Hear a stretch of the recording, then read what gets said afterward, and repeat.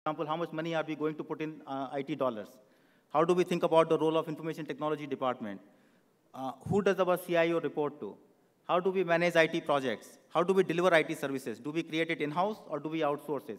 So those are the kinds of things that are covered under a part of governance.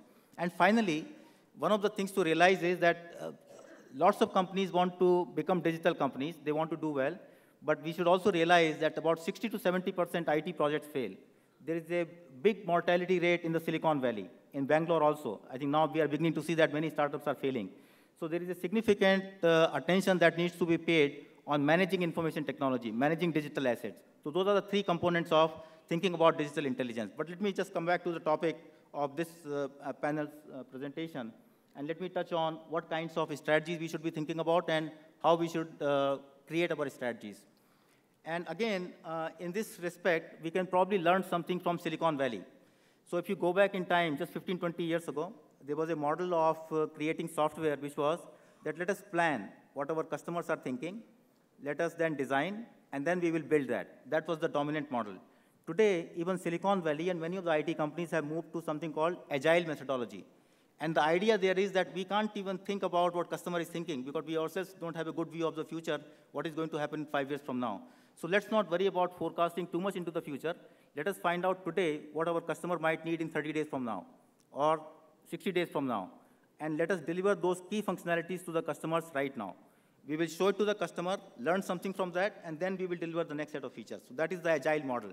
The strategy should also become like that. So there is no longer a room for a strategy where you created a document and that is sitting in your drawer for next 1 year. People are implementing that because the market is changing much more rapidly than any time in the past. So the strategy needs to become much more agile than any time in the past. The second component of it is what kinds of strategies companies should be thinking about. And again, going back to what one of the speakers said in the morning, HR professionals and all the professionals should be thinking about how do we align our actions to what the corporation is trying to achieve. So we did some research on this topic, and what I'm showing you here are 3 lines. So if you think about a company's strategy, it can be revenue focused primarily, it can be cost focused primarily, but it could also be dual focus, and you can call it as an ambidextrous kind of a strategy, that we want to focus on revenues and costs at the same time. And what we found in our research, this is actually a latest work that we have done, and it is going to come out in a premier journal. What we are showing here is that you are more likely to succeed with your digital strategies, ambidextrous strategies, if you are willing to put in more resources in your information technology systems, in your digital systems. And those strategies are more profitable. So the implication for the business leaders, for the HR managers is, number one, create a different way of formulating a strategy, which is more agile in nature, number one. Number two, you can actually be successful ambidextrous kinds of strategies, which will give you more degrees of freedom rather than sticking to only one part, which is only focusing on revenues or focusing on the cost. The third point I'm going to make, which Dr. Krishnan hinted at, was this idea of disciplined autonomy. And I have seen the power of it based on my own experience working with the Tatas, but also I have seen the power of it in the Silicon Valley companies. I'm also working with a company in Europe, about $20 billion in revenues that is providing enterprise software to majority of the Fortune 500 companies. And what we have found there is that today's talented professionals, they do need tremendous autonomy. We have to provide it to them, otherwise they will simply not work for you. So why is it that Mr. Ashok mentioned that people continue to work with Indian Oil for 35 years? I left Tata's about 15 years ago, but I still feel like part of Tata family in a way. I feel like a Tata alumni. And part of the reason is that once you hire these people and give them tremendous autonomy, but you also have to discipline that by giving them some kind of a purpose. So in our research, what we have found, that if you only provide autonomy, that itself is not good enough. You have to discipline it in some way. So with the autonomy comes also the responsibility to provide high degree of strategic clarity. It also comes with the responsibility of providing very clear metrics, changing metrics as appropriate as the business conditions change. When you have the combination of these two things, then we have seen the innovation moves at a faster rate. I'll give you another example of my research that I did with the Tata Group, which I documented in the form of a book.